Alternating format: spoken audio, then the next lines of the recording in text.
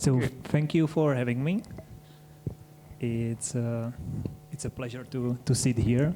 I always been in the auditorium, yeah. So it's good to be here. It's a change then. So, Matěj, before we start with entire topic, I typically try to start with something that, what is a small win you have today, and then we can start from there instead of going deeper into hardware and electronics and all the stuff. Yeah. One small win for me today is that we have currently 3 projects right now running in parallel, and I am not part of any of them. Yeah, so that's a great for me because my team is there and is making their thing, and I'm only like on the phone if something happens, and not on the site or making things. So that's a great win for me right now. So you are learning the power of delegation now, Yes. and it's Yes. good for you. Yes. Good. For anyone who doesn't know what is Spectoda here, can you walk us through the history of your company? What was at the beginning and what is now? Can you tell us a bit about that? Yeah. So our beginning is like this curiosity.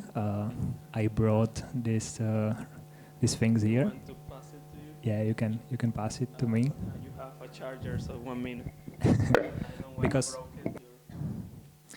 Because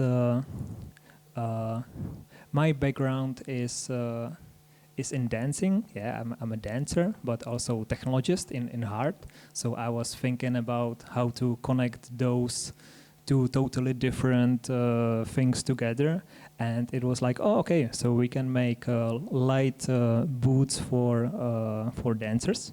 So this is our first product. It is. I can turn it on.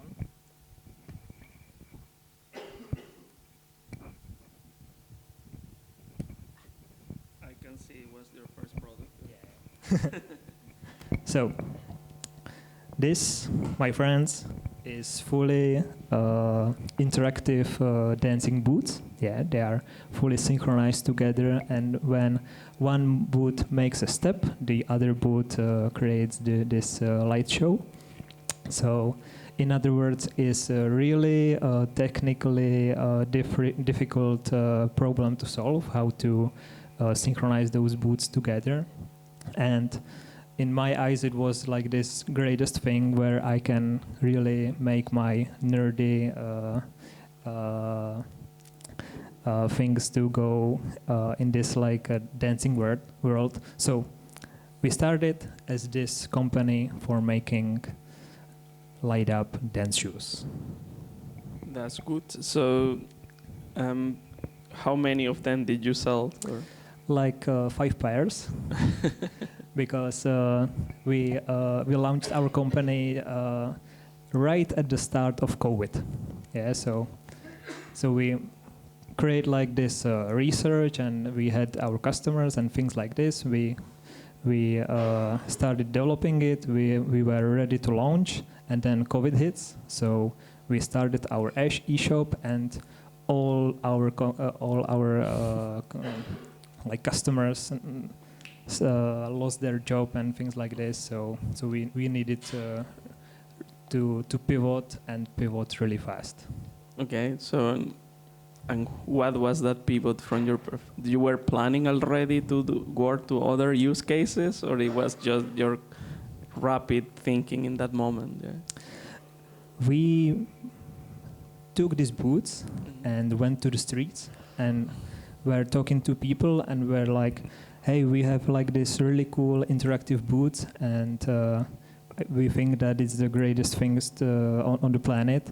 And they were like, yeah, that's the greatest things on the planet. But how did you make like they are synchronized?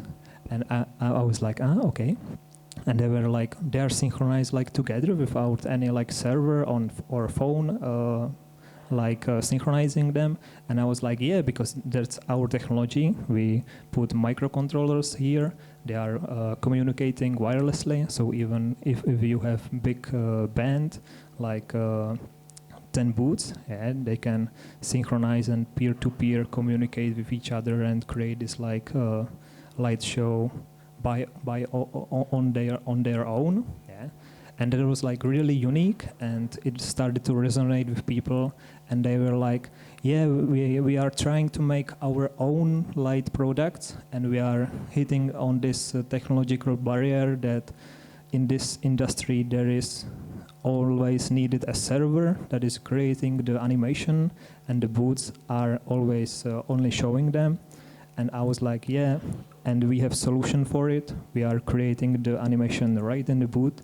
We don't need a server, and that's the point where I was like, okay, our value is not in the product, in the booth itself, but it's in the technology, where we create interactive light things, installations that work on their own, and that's what we started as a Spectoda to make. Got it. So now Spectoda in 2026. So can you tell us a bit what is the installation that you are the most proud of, and if we can go a bit deeper into what is the technology behind, and if you can, all of us geeks here, how does it work in terms of the different controllers and the installation and so on? Yeah. So we didn't speak yet what Spectoda really is. Yeah, and I don't know if people made the research in our website what we are doing. Guys, did you do the research or no? Yeah. Come on, guys. It was written in the last line of the event description. Please do your homework. Yeah. So to introduce Spectoda, we are creating lightning installations. Lighting installations, yeah. So, yeah.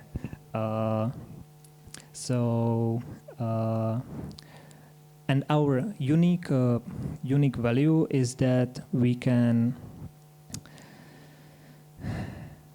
Sorry, guys.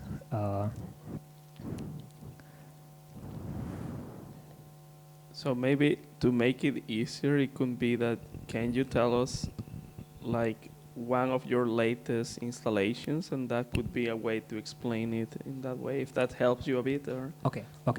So guys, I would like you to pull up your phones, yeah, and type in spectoda.com, and there are like projects, because I cannot show you on this projector, yeah. And we have like this realizations, yeah. There is in Czech, in English. You can switch it, and our most great project is in Máj on the Národní road. Here in Prague, yeah. So this shopping center in the city center. Yeah, the shopping center, and it is like this big space full of fun, yeah, fun things. There are like this animated snakes. You can see there are like this RGB Adidas stripes, as they are calling it. There are this big screen, and the screen can be synchronized with the lights. So if on the screen there is some kind of video showing some kind of like event going on, then the whole space can react to this one big LED screen, and there is like this lightning stairs and arrows and things like this. And the job of Spectoda is bringing all these different technologies that are making the lights possible together under one umbrella, and that everything can work together and react as a whole. Yeah. So Spectoda is technology, and it's really hard to explain in words. So I need you to take a look at the pictures to make sense of it.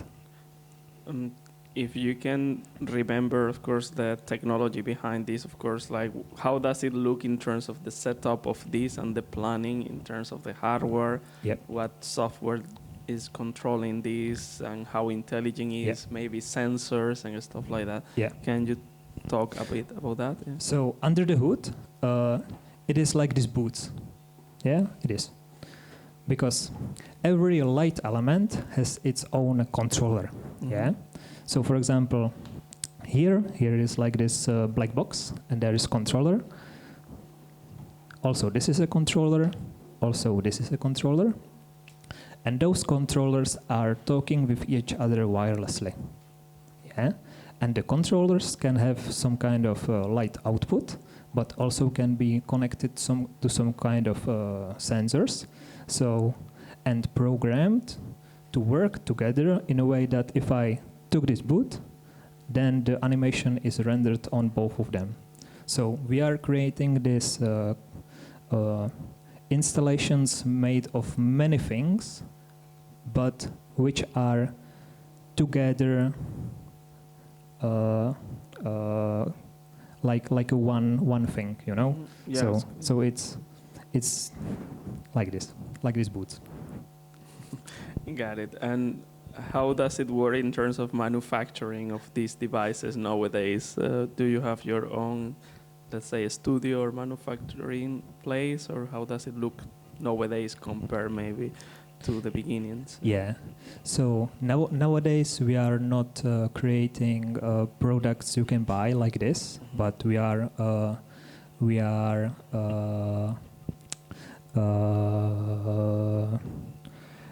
working with other companies that are making their own products. Yeah. So right now we are creating controllers only. Mm-hmm. Yeah. So our production pipeline is that we have partner in China that is creating these PCBs, and these PCBs are then in our company flashed with firmware, and the firmware is the magic, is our know-how that is creating all these like interactions between each other, and then we take this controller with firmware and we sell it to other companies that are creating stuff with it. Mm-hmm. Yeah, so that's our business model right now. Good, but you are looking for more companies who can produce products with this controller, but also you have some custom installations as well, or more like in the context of my shopping center or other cases, right? Because as I learned here in Prussia Research, yeah, if you are trying to build a printer, you need to print with it, yeah, and only if you can have a printer farm that is creating the parts for other printers, yeah, you can make then it can work. So we need to create installations on our system. We need to create products on our system to understand what we need, what the product should be, yeah, so that other people can create with it. Mm-hmm. So that's why we are making these my installations and things like this. But our focus going forward is to only be the provider of the technology. Yeah. So you will be in the background, but the my and other stuff are like your showcase, let's say. Yeah. That's the glimpse in the future what can be done when Spectoda will be like top notch and working 100%. Good. Guys, do you have any questions? We can start with that if that's okay for you. Don't be shy. Uh-huh. Yes.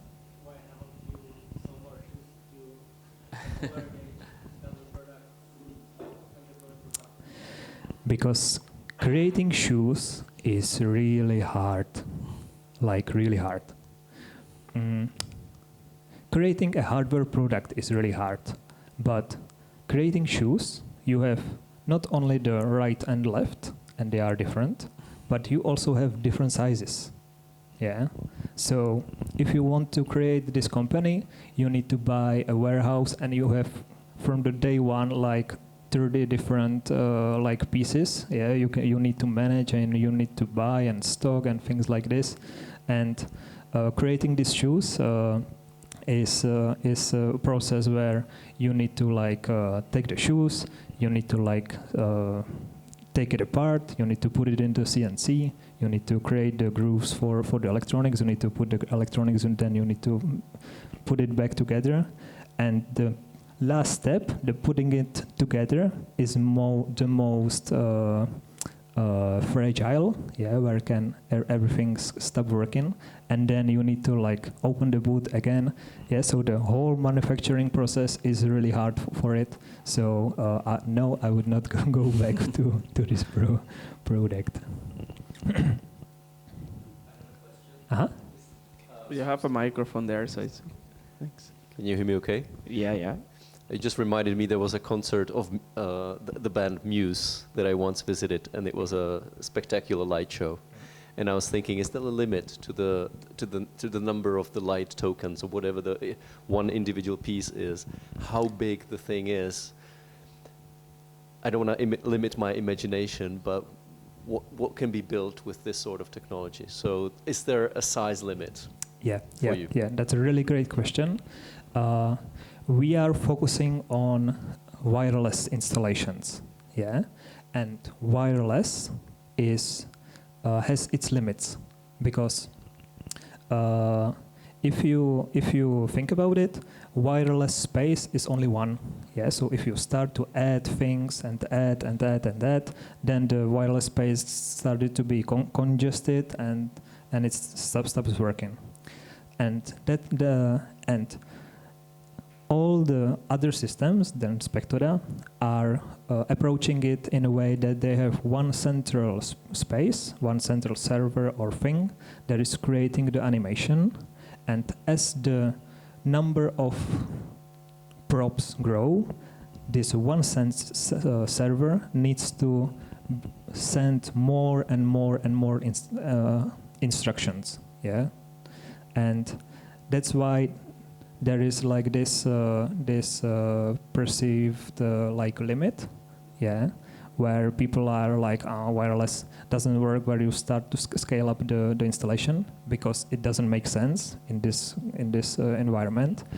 But we as a Spectoda, we are not sending the instructions from one server, but the animation is rendered from the controller itself. Yes, and the controllers only exchange like these synchronized packets that are meant to everybody. Yeah, they are broadcasted. So when you start to make more and more things, there is still the same traffic, yeah, because it's broadcasted to everybody, but it's like more pieces, more rendered stuff. So in theory, in practice, we didn't hit the limit yet, and we have installations where there are 600 controllers and 600 different pieces rendering different stuff and interacting with each other, and things like this. Yeah. So yeah. Yeah. So is concerts one of your possible use cases, or what do you think is the most urgent stuff where people see it more value? Yeah? Concerts in general are solved. Yeah, like there is not much things you can bring to the people that there will be wow, that it is really resonating with me and it's solving my problem. Yeah, so we are not focusing on concerts for this reason, but we have use cases where our products are rendering animations for props on concerts also. Got it. Guys, do you have any other questions? Hi, I'm quite interested in your journey and your origins as an artist, and I just wondered if there was anything about being an artist, like learnings or just ways of being, that kind of influenced you as an entrepreneur. One thing I learned during the way is to never give up. Yeah, because there were times where I was like, oh, something happened, yeah, and it's like this is the end, or it will don't know. Like every time it will just it will go away, or it will I don't know how to say it in English, but to prostě nějak dopadne. Jo, it will It will be bankruptcy, or it was gonna fail at all, or that's what you wanted to say, or not? No, it will just be. So I don't know how to say it. Yeah.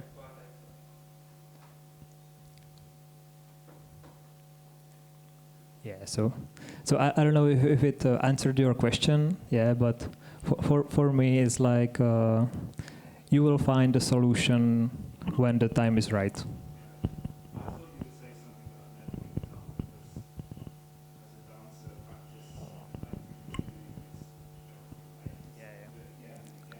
Yeah, because when you hear about the big companies, you can hear about them only because they didn't give up. Yeah, you don't hear about the companies that gave up. So that's the core. And following into that, do you feel like you never give up because this is something you see yourself doing all your life? Because I typically ask people when they are planning a startup, if I ask these questions, so do you see yourself doing this all your life? Because that's maybe a crucial question, because otherwise, when there is the first hiccups, you will give up easily. So, or how do you feel into that? Yeah, that's the other things. Other thing that this talk is about business. Yeah, I feel like one of the topics. Yeah. But in our company, I have my partner Anna, and she's the business mastermind. Yeah, she would sit here and talk about Spectoda by this like business stuff, but she has small baby right now, so she is she does another things, and I am so she is like the Steve Jobs, yeah, and I like the Steve Wozniak, yeah, and as you said, I am not doing it for the money, yeah, I am doing it because I am like really interested in this thing where the controllers are talking with each other and are creating this I'm like really nerdy in the details, yeah, and I'm like thinking about this swarm of controllers and how are they cooperating with each other and things like this. So for me, yes, it is the thing I want to do. This is the thing I need for my other things I want to do to build upon it. Yeah, so that's why I do, and that's why I am doing it, even though there are problems. Okay. So if I remember, that was how Terminator started, right? With a lot of controllers talking to each other or something. Yeah. So I will call you when that happens, how to remove them. Sorry to bag jokes, but yeah. Guys, do you have any other questions? How many iterations? Yeah. Right now we are on the version of firmware 0.12. Yeah, so it's 12 breaking changes, 12 aha moments, 12 like, oh, this will not work, we need to like rethink it. Yeah, things like this in the software, in the firmware side, sorry. In the software we are version 3. Yeah, so there is first generation, scratch that. Second generation, scratch that. Third generation, still holding up. Yeah, and with the hardware, this is our industry controller. Yeah, this is like the flagship for industrial installations, and it is A6, so 6th generation here. So another five like mistakes, or 5 times we said we need to make it differently. Which was the main reason? Noise, electrical noise. Yeah. I brought these 2 controllers because this is the first PCB I ever did for Spectoda, and this is with many problems, yeah. And this is the last PCB we did, where we passed all the certifications, and we have all the papers and things like this. Yeah, so that's why I brought these 2, so I can show the difference between them. And there are many things that can go wrong in hardware products. As I say, making hardware startup is the most difficult startup of them all, I feel like, because first you have all the hardware problems, yeah, and there can be many, and they are really really creative, the problems. Yeah, you can have problems on many sides. So the hardware problems, then you have the firmware problems, then you have the software problems, then you need to have the customer support, because you are not only selling virtual stuff, but people are buying the real stuff and they have real problems with it. Then you need to have the whole warehouse, and you need to have the shipping to them, and you need to have the shipping back where things doesn't work and things like this. So you have this whole package of problems. So it's many iterations, because the problems are really creative. Okay, you have a question? Can you think about a particular project that has taught you the most about mutual understanding between the lightning cells? Or maybe the one that has almost made me give up on this? Yeah, that's our first industrial project. It's Mileta. You can find it on the website also. It was the first industrial space where the controllers were on a really big foot square space, yeah, where not all seen each other, the controllers. So we needed to really debug the mesh functionality, where the packets hops between them, and where the synchronization happens on the mesh level.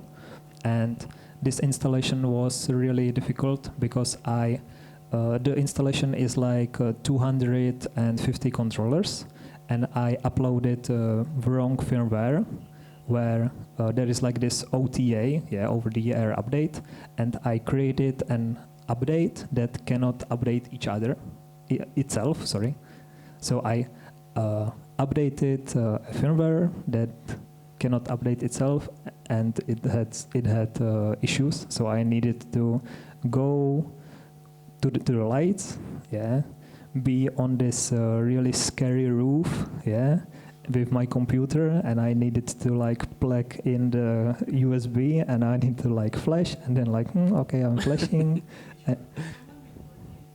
No. But I remember like this artist, Dead Mouse, was playing in my headphones, and every time I hear it right now, I always remember where I was like with the computer, yeah, on the scary roof, yeah, and I was like looking down, and it was like, oh shit, if I step here, I will fall and die. And I am like flashing this 200 lights for like forever, and I was like finished in like 5 a.m. and things like this. So yeah, that was. Yeah. Everybody is like, I've been worse. It been worst. Well, that's nice story. So you needed to record it actually, but yeah. But now maybe with AI you can recreate a video of you like this. Yeah, and that's a real big topic because in Spectoda we are inventing a bunch of stuff. Yeah, because as we are embedded controllers that are decentralized, yeah, need to communicate with each other in this mesh network, yeah, with this where we create all these instructions for the whole installation and we upload it via Bluetooth to the controllers and they are communicating via radio and things like this. There are many technologies we need to invent ourselves. Yeah, we cannot like reuse already created things because they don't exist. And with this, I always struggled with creating internal tools for the team so that they can work with our system. So I've always been the bottleneck where I always was the guy that knew how it works and how to create installations with it. And AI right now is really good for Spectoda because as I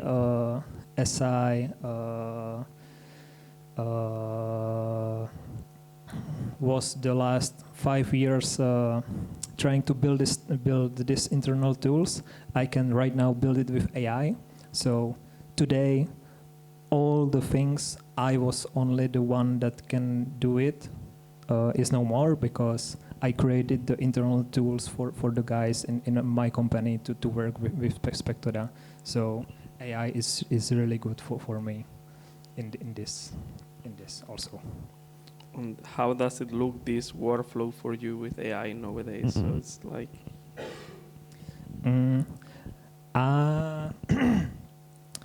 like my setup is like I have 2 screens, yeah, and I just build stuff. Okay, yes. Yeah, so and because as I am I spent the last 5 years thinking about the processes, yeah, and things.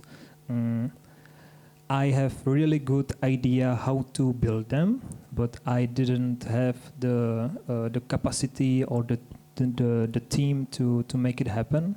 And right now the AI is my team, my like capacity builder, and I am in this role of the architect, and the AI is the hands creating the software I envisioned 5 years ago.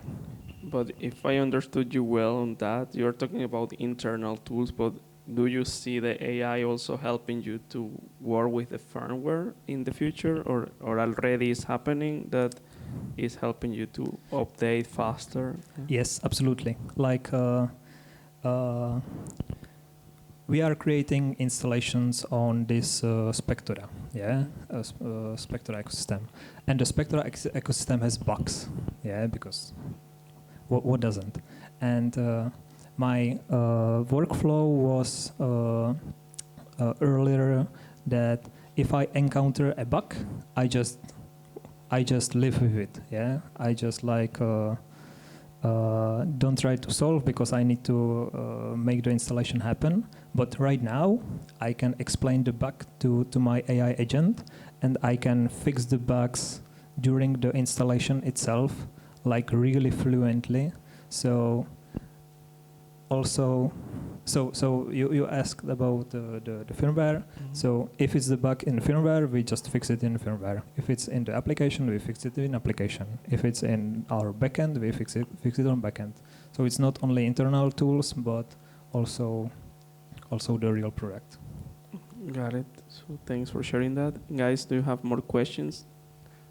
Uh-huh. And just to know, like, what you would say that is your dream project? Like, if you have all the resources, what you can imagine that the technology can achieve? That's a really cool question because my dream is to create what is already being created here in Bruxelles. Yeah, and that's this mirror, because I really want to create interactive kinetic installations where I'm really old. Yeah, so where I will be like old, I want to have like this this whole company of creating things like a fluidum. Yeah, you can see here. So so we are right now only in light because light is easy. But my dream is to create the things we are making today with light, but kinetic. Guys, you have more questions before we move to other topics? But yeah. Hello, my name is Sam. I was similarly interested in AI. I know it's used in your development, so I'm glad you talked about that. I was also interested if there are any difficulties with using AI yourself or your team, maybe instances where it felt like the AI was working more against you than with you, and how you worked around that. Yeah, I had a really difficult time with AI until this January. Yeah, and this January, with the bunch of models that were released, I think there was some kind of change, something like exceeded some kind of threshold or something like this, and I found my workflow that really works on our use case. And from this January, I'm like really like 10 times productive than before. Like the things we shipped in the last 2 months, we didn't ship in like the last year because of it. So if you want to talk about it, I'm open. I have my computer here, so I can show you our setup in detail. Thanks.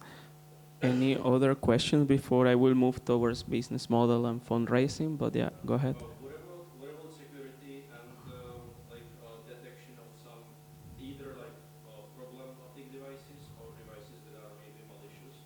Because what you described is that it's like peer-to-peer network, and that there is no single brain, single server. So how do you handle this? Yeah, we are not online. Yeah, everything is offline, only between controllers, and we have proprietary protocol made on Wi-Fi handshakes. Yeah, so we are using the Wi-Fi radio certifications and processes. Yeah, the encoding and things like this, but not in a Wi-Fi sense. We are not we don't have IP addresses, but we have only MAC addresses. Yeah, so if you are talking about hijacking our devices for connecting to IP, then we don't have the infrastructure for it in the device itself. Yeah.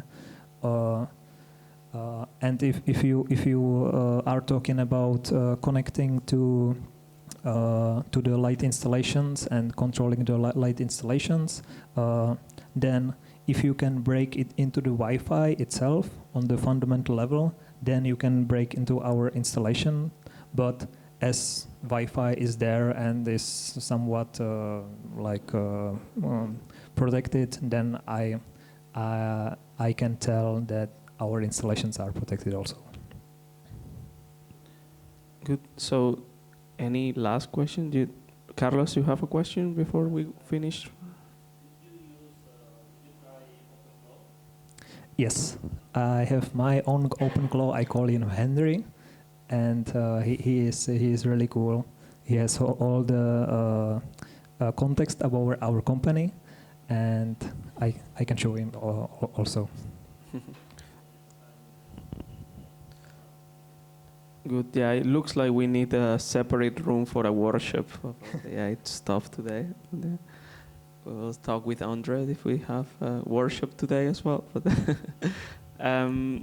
now, guys, I will switch a bit of topics because we have been going a lot about the hardware stuff, but maybe let's switch a bit about fundraising and stability of your company and how do you feel into the future. So Can you tell us a bit, about what is your strategy in terms of finances and fundraising from your point of view? Because of course we all are here as well talking about how to raise funds from investors, or you are totally bootstrapped at this stage, or what are your plans in terms of this? Yeah, we are totally bootstrapped because we approach the business from the other end that is normally approached. Yeah, normally you have some kind of problem and you are like, this is this problem, we need money to make a solution. Yeah, and you build a business around it. But we started with this solution. Yeah, we had this cool technology for communicating between booths. Yeah. And we needed to find the problem for it to solve. Yeah, so we had this period of 2 years where we were exploring, or different like culture stuff and industry and reaction to music and things like this, blah blah blah blah blah, products and blah blah blah. And during this time, we found our customers, and we built a company around it, not a startup, but then like a company. And right now we are in this position where we can not only pay the people, but we can pay ourselves as the founders. Yeah, we are like living and working, and with the current. So we are bootstrapped, and we are proud of it. Good. And do you suggest to bootstrap for any hardware? No. Don't do it. Good. Good. Guys, do you have any questions on this topic before I go to the next question as well? Or go ahead and then go first. Yeah. Question, how much money did you spend during these 2 years? Yeah. We were 3 founders for this booth. Yeah. It was me, Anna, and some kind of David. And me and Anna, we had savings, from our like teenage ages. And this David was this like really big businessman, and we were like kids, and we were like, this guy will teach us how to do the business. So we put him all the money, and then he ran away with the money. So our spending in the first year were like enormous because he like took it from us. So that's a lesson learned.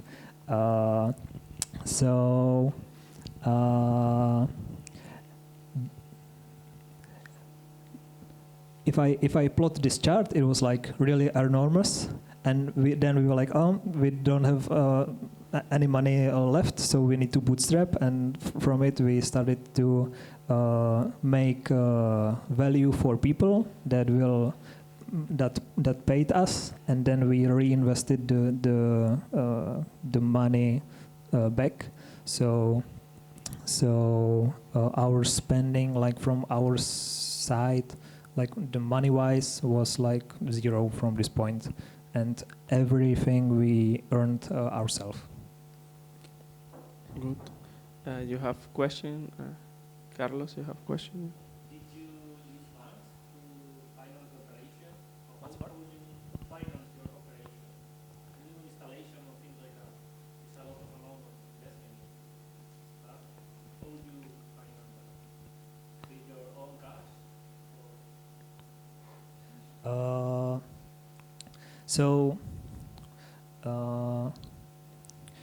We started as an agency, we can call it like that. So we found some kind of customer that was making, for example, a cafe, and needed lights for this cafe, and we created a quote for him. He paid like 50%. With this 50%, we bought all the materials. We we created the work, make it work, and then he paid us the other 50%, and then we reinvested in the development of this system. Yeah, and every installation, every realizations we did feedback the development for the other. Good. So you were more or less profitable, ideally, from day one, let's say, because in that scenario of kind of service base, yeah, and the same services were creating your product and iterations, right? So like the first 3 years, we made so little money. Yeah, like it was really a low-cost operation. Yeah. And only from the fourth year, we started to gain some kind of traction. And only like this fifth and right now 6th year, we are really like profitable, so that we can like pay all our expenses in life with no problem. got it. Thanks for sharing that.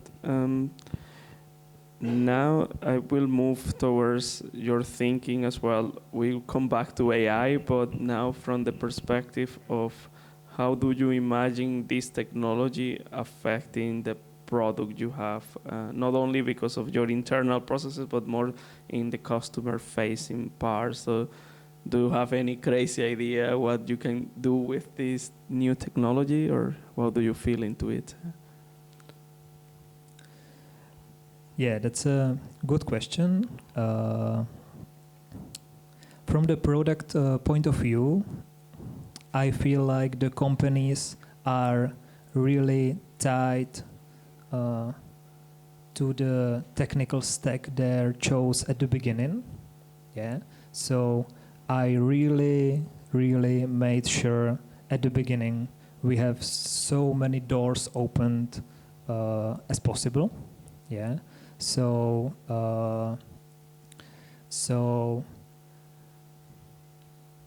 I feel like we are successful bootstrappers, because every challenge we encountered yet from our customers, we could implement it in our system so that it serves the purpose the customer bought from us. So what I can imagine that we can solve everything that the customer wants. Yeah, because there are so many like open technological doors. So I can imagine that the possibilities are endless. Okay, what is one of those possibilities, if we can sorry. Or it can be about one project you are currently doing that is exciting for you in terms of that. Yeah, I think Spectoda has a really cool fit on permanent interior installations. Yeah, where it is like this glue that is connecting different technologies together. Yeah, so because it's really cool that it doesn't require Wi-Fi. Yeah, it doesn't require any server or any gateway to work out of the box. Yeah, out of the box is just the controllers that are creating its own local wireless network between them. So if you have only like two things here, or you have like 200, it's the same. Yeah, so the possibility is like, I think the biggest possibility is like you can start really small. Yeah, you can explain to people that it works, they see it, and with this pilot installation, you then create like bigger and bigger things. So my focus right now is to bring the installation making process into virtual space, into like browser, so you can like create the installations while like a simulation. Then you see it can work like this, so I will buy all the components to make it a reality. And I think this is like the biggest thing we can do. Got it. So if I imagine it is like a car configurator, let's say, Yeah, you will be yeah. able to. But for like installations of any kind. Good. All the best with that. Guys, last questions you have, and then we will go through rapid fire questions, small questions, and then we finish for today. But yeah, I want to give the chance for someone to make the last questions if you have. Nope. Okay, Kushal, go ahead. Free hands. Okay. I'm curious to know how many people you have in the team, and also I see that you're bootstrapped, which is amazing. But do you have any plans of raising investments in the future? And if not, how are you going about with it? So are you only accepting projects that you think you'll be able to use the profits, and keep going through that, or will you also at some point accept large projects, and that will require some sort of an investment? Yeah, thank you for the question. I think Spectoda as a company, as a technology, will be bootstrapped forever. Yeah, but what I want, and my co-founder also, to create daughter companies from it that are creating some kind of product that is using the Spectoda technology, and these daughter companies then will be built for investments and for like this startup style of creation. But first we need to create the fundamentals. Yeah, we need to make it work reliably well. We need to test it on all the use cases first, and make it like this. And how many people are in the team? Yeah, and for the longest time we were 12 people, but with current state of things, we are right now only 8, and from these 8 people we are 6 full-time developers, sales people, and marketing and things like this, and 2 people that are on part side. Just one last question. Mm-hmm. And how far ahead in the future are you expecting to start with these two companies? That's a good question. I thought that this year would be it, but as I said, my co-founder right now has a little daughter, so the roadmap shifted. So I think that in 2 years, something like this.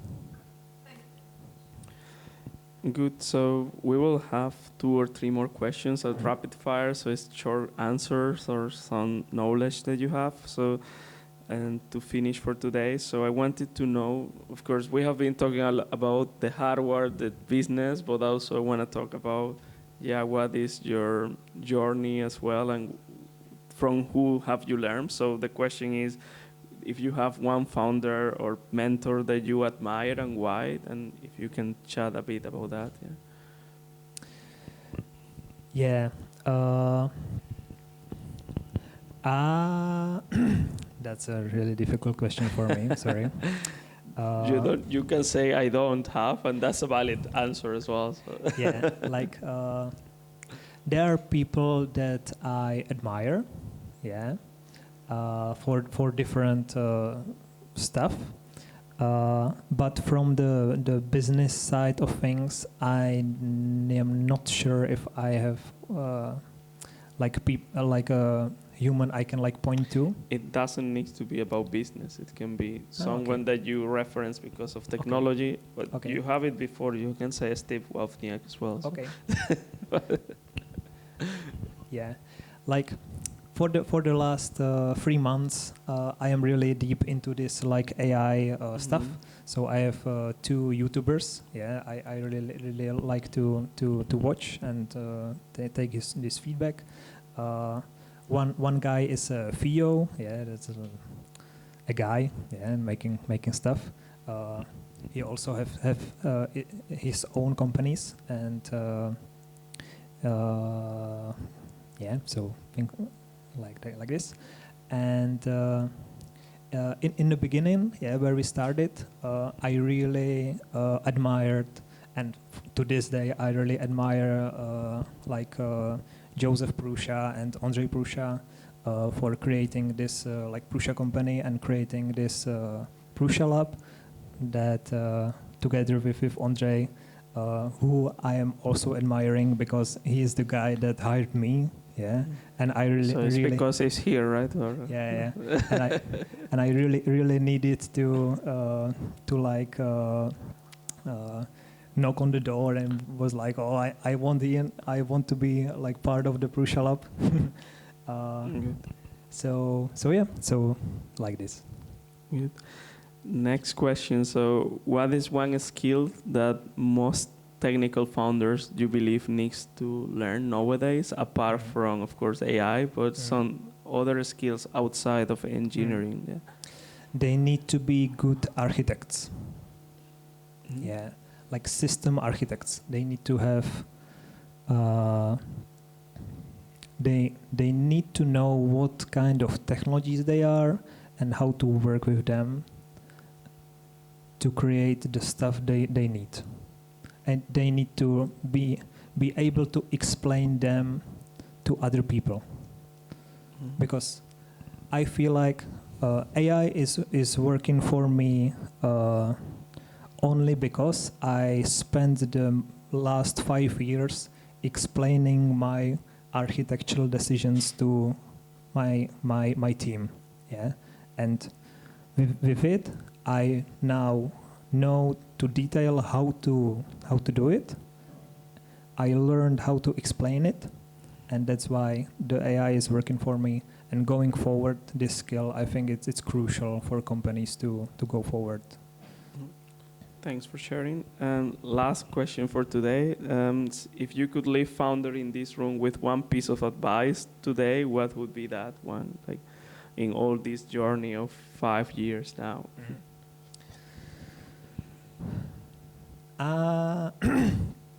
I think that it's more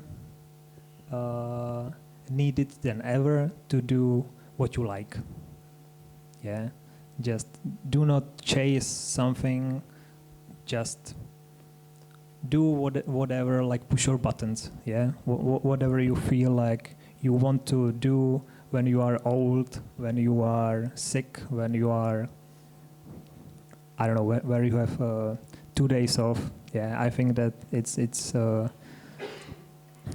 really important to do what you want. Thank you very much, Matěj, for your time today.